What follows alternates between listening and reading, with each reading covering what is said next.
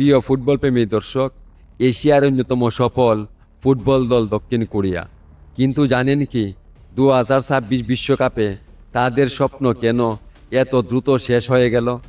যে দল একসময় বিশ্বকাপের সেমিফাইনাল পর্যন্ত পৌঁছে পুরো বিশ্বকে চমকে দিয়েছিল, সেই দল এবার গ্রুপ পর্ব থেকেই বিদায় নিয়েছে। কোথায় হলো ভুল? কেন শক্তিশালী দল হয়েও তাদের জয় ধরে রাখতে পারল না? আর এই ব্যর্থতার পর কি দক্ষিণ কোরিয়া আবারও শক্তিশালী হয়ে ফিরে আসবে?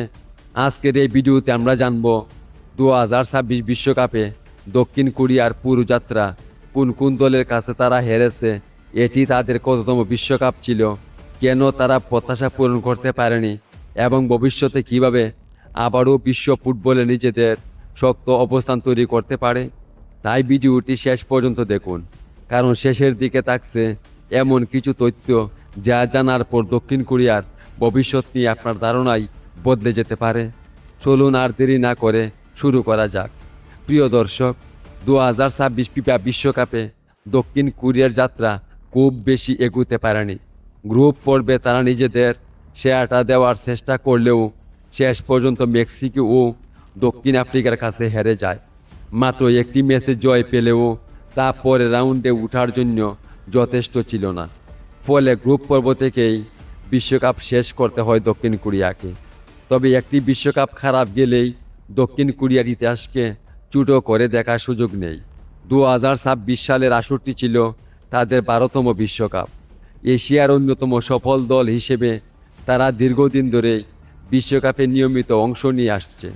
2002 সালের বিশ্বকাপে নিজেদের মাঠে ইতিহাস গড়ে সেমিফাইনালে পৌঁছে পুরো বিশ্বকে চমকে দিয়েছিল দক্ষিণ কোরিয়া।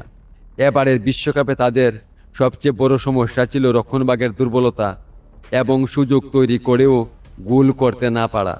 গুরুত্বপূর্ণ মুহূর্তে ভুল সিদ্ধান্তের কারণেও দলকে মূল্য দিতে হয়েছে। তাই ভবিষ্যতে আরও ভালো ফলাফল করতে হলে এই দুর্বলতাগুলো কাটিয়ে উঠতে হবে। তবে দক্ষিণ কোরিয়া সমর্থকদের হতাশ হওয়ার কিছু নেই। দলে অনেক প্রতিভাবান তরুণ ফুটবলার রয়েছে, যারা আগামী দিনে দলকে আরও শক্তিশালী করে তুলতে পারে। সঠিক পরিকল্পনা, উন্নত প্রশিক্ষণ এবং অভিজ্ঞ খেলোয়াড়দের সমন্বয়ে দক্ষিণ কোরিয়া আবারও বিশ্বকাপে বড় চমক দেখাতে সক্ষম হতে পারে। আপনার মনে কি হয়?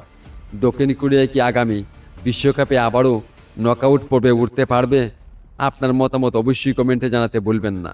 আর এমন আরও বিশ্বকাপ আপডেট বিশ্লেষণ পেতে আমাদের চ্যানেলটি সাবস্ক্রাইব করে পাশে থাকুন। ধন্যবাদ সবাইকে।